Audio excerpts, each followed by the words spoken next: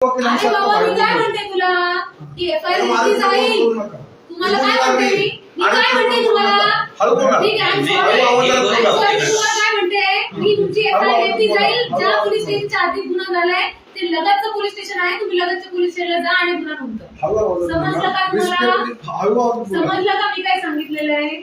नाही पण आधी तुम्ही बोलू नका मॅडम. रेकॉर्डिंग केलं ऐकून घ्या. नाही आधी तुम्ही नका बोलू मॅडम. ते मी त्यांना तुम्हाला म्हणलंय मी त्यांना अजूनही कशाला शब्दात पकडता हो? हे लाईव्ह करून फेसबुक लाईव्ह करून आपल्याला नाही मॅडम कशासाठी तुम्ही शब्दात पकडता? शब्दाचा विषय नाही.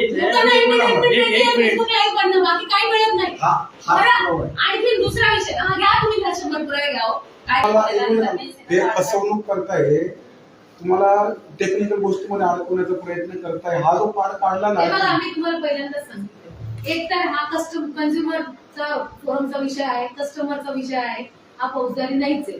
तुम्ही म्हणताय चोरी झाली ते म्हणताय की आमच्याकडे पार्ट अवेलेबल आहे. चोरी कुठून झाली? द्या ना तुम्ही सकाळपासून अरे मग आता काय सांगतो? एक मिनिट थांबा. आमची इच्छा अशी आहे यांच्यावर आम्हाला गुन्हा दाखल करायचा आहे. तुमची परवानगी आहे मी जे बोलतोय काय कसला गुन्हा दाखल करायचा? यांच्यावर 303 अंतर्गत यांच्यावर आम्हाला चोरीचा गुन्हा दाखल करायचा आहे. मालकाची परवानगी न घेता यांची परवानगी न घेता गाडीतली वस्तू यांनी काढली. त्यांच्या गोडाऊन गाडी कुठल्या गोडाऊनला लावली? त्यांच्या गोडाऊन. तुमचं गोडाऊन कुठे आहे? सातपूर पोलीस स्टेशनला जायचं तिथं गुन्हा नोंदवायचा. नाही आम्ही गाडी इथे दिली. इथे गोडाऊन या आधी गोडाऊन शोरूम आधी ठीक आहे. तुमचं एजे स्टेटमेंट तुम्ही तर द्या.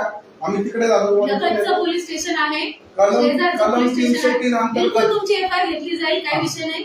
हा फौजदारी गुन्हा आहे. 3 वकिलांच्या अरे बाबा मी काय म्हणते तुला की एफआयआर घेतली जाईल.